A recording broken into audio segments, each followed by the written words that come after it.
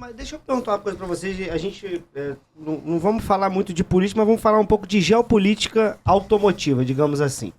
Vamos imaginar, concordo com essa parte toda, a gente tem uma potência danada por ter aí fontes energéticas de vários tipos.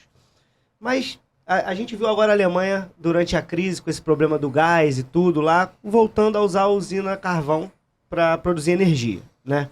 Será que isso, assim, não é um pouco do lugar de fala? Porque, assim, vamos trazer uma experiência pra gente. A gente sabe que se o Brasil, nos próximos anos, não vou falar desse governo, não, nos próximos 20 anos aí, ele só andar a ladeira abaixo, a tendência é que os ricos, os milionários, o cara que tá comprando um carro híbrido hoje não tenha tanto problema lá na frente, porque a renda que ela faz, ela sai da mão do mais pobre para ir para a mão do mais privilegiado, né? Ele já tem o dinheiro na mão, ele sabe onde investir e tal.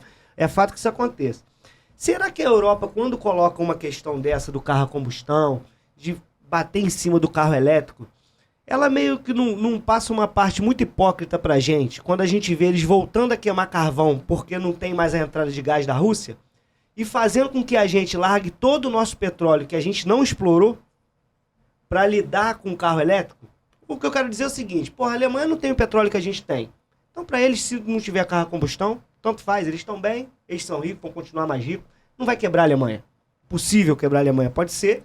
Isso é uma fatalidade enorme. Mas será que a gente, como um país de desenvolvimento, como se a gente fosse lá aquela galera que está lá embaixo, na classe C hoje, precisando crescer, precisando botar para cima, será que não seria importante a gente brigar um pouco mais pelo nosso petróleo? Porque quando o calo aperta, a gente viu que eles não vão ter vergonha nenhuma de voltar a queimar carvão, não vão ter nenhuma de importar petróleo da Rússia, e eles vão fazer isso aí, e a gente vai continuar sempre o pobre cada vez mais pobre e o rico cada vez mais rico. Será que essa geopolítica também não tem um pouco desse interesse por trás, cara? Igor, penso que, bom, você botou um ponto bem importante, bem interessante, né? Haja vista quando você observa essas declarações mundiais aí em grandes organizações. Vamos cuidar da Amazônia. Pô, que tem que cuidar de jatinho, né? Não pode poluir, mas os caras vão de jatinho com 10 pessoas dentro em vez de avião comercial. Então, quer dizer, é muito legal o cara ficar tomando conta do nosso terreno. Quem tem que tomar conta do Brasil somos nós, é o Brasil. Uhum. Isso é um território nosso, cabe ao governo brasileiro cuidar do nosso patrimônio, que está aqui, é do Brasil. É do mundo? Sim, porque alimenta o que a gente respira. A Amazônia tem uma importância gigantesca. Mas aí, esse campo por isso que falar da política é um negócio complicado, porque a política tem muita hipocrisia, né? Tem muita coisa. Política é hipocrisia. É hipocrisia, entendeu? Muita hipocrisia. Não, se você falar pelo lado da política, como ela deveria ser, é uma coisa maravilhosa. Sim. A política está intrinsecamente ligada às nossas vidas. É a política que você tem com o teu vizinho, é a política que você tem com o porteiro quando você dá bom dia, é a política que você tem com teus colegas de trabalho. Então a política está intrinsecamente ligada com a nossa vida. Mas o que acontece com a política propriamente dita é politicagem. Aí você vê essas declarações que não faz pé nem cabeça para uma pessoa que tem no mínimo 2 neurônios. Vê que é tudo hipocrisia, entendeu? Posso citar a hipocrisia grande aí nessa questão energética mesmo?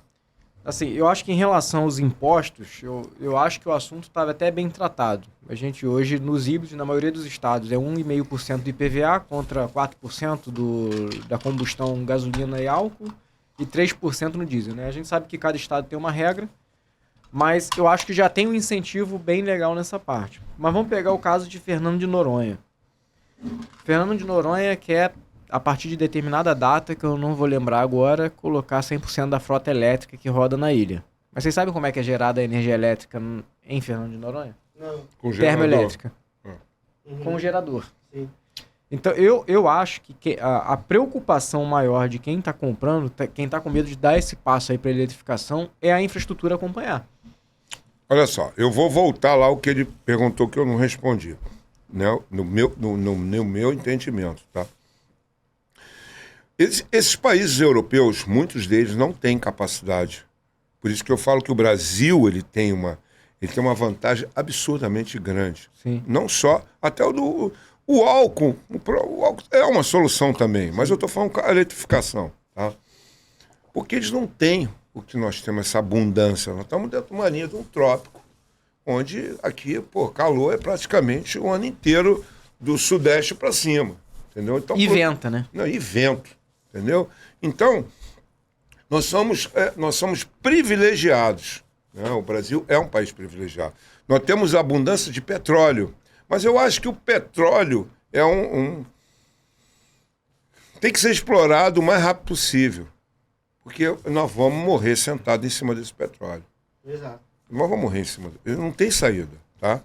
Então, quanto antes o Brasil adotar políticas para impulsionar o carro elétrico, melhor economicamente nós vamos poder estar, né? Porque você tem, por exemplo, a China, que tem capacidade de produzir carros populares, elétricos. Daqui a pouco você vai ver aqui no Brasil. À medida que isso for se desenvolvendo, que isso for, a indústria for sendo demandada e que a população vai utilizando mais, vai tendo mais acesso ao carro elétrico, a tendência é o preço baixar. Até que você vai conseguir comprar um carro popular. Não digo popular, mas um carro em condições que você possa comprar. Mas você vê, a moto elétrica já não tem para entregar. Você vê a demanda. Mas é porque não é tão caro. Não Exato. tem para entregar. É isso. Moto elétrica tem fila de espera. Você tocou, mas é aquela, a Volt. É uma fabricante que está aqui no Brasil, está lá em Recife, se não me falha a memória. Tá? Eles estão com um problema bom para resolver. Eles estão vendendo mais do que eles têm condição de entregar. Porque que é um outro mercado de motocicleta, mobilidade, o trânsito, outra coisa. Então, voltando, Diego, sobre a sua pergunta, então, esses países, eles não têm condição, eles não têm petróleo, não tem nada. Então, ficar falando... Exato. Pô, a gente tem que entrar aqui no ouvido e sair no outro. Aqui a gente tem que olhar para o nosso país. O que o nosso país tem capacidade de fazer e o que a gente pode avançar com as possibilidades que o mundo está oferecendo. Porque a indústria está sendo obrigada, querendo ou não, impulsionada pelas novas gerações, a fazer essa transformação. E a indústria vai ter que se adaptar, o investimento é alto, é pesado, tá? Porque você mexe com uma série de outros fatores, e a própria rede de concessionárias vai ter que se adaptar a isso. Ou seja, não vai trocar óleo, não vai ter vela, mas você vai ter que treinar pessoal. Dependendo do que você mexer num carro elétrico, você bota o dedo no lugar errado, você volta lá, vai parar lá longe e morre.